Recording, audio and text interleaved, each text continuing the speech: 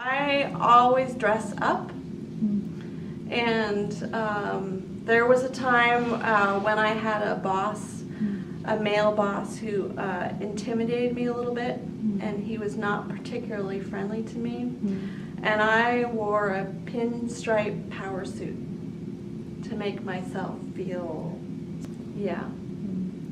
and even if my only interaction with him was by phone, I felt like I was in the part. Powerful. Yes, and so that's.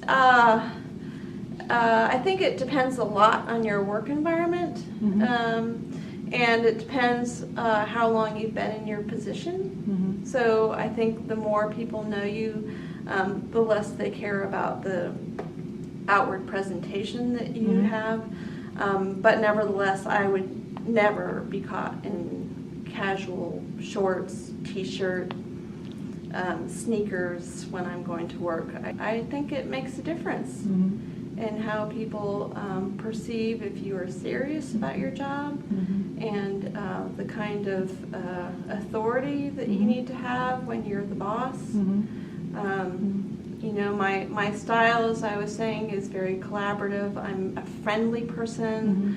I'm a warm person. I like to engage with people personally and not be really hard-nosed about things, because I think that creates a sense of trust and an ability to communicate better.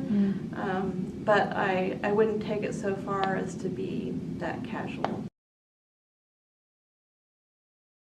I love telling this story about on my first trip to my very first JAWS. I was on an airplane, and next to me was this lovely, gracious woman who was a stranger, but we started talking, and it turned out that we were both going to the JAWS conference.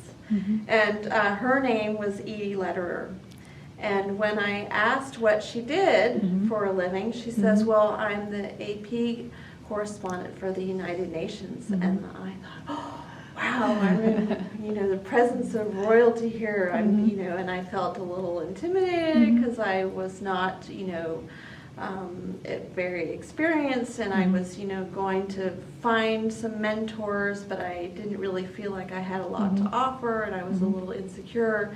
But she was so gracious and friendly and warm to me that I was really, it was really very endearing and friendly experience. And so we kept talking, and I asked her this very naive question: so how long have you been with the AP? And she says, I started in 1966. And then I really blushed because, of course, that was the year I was born.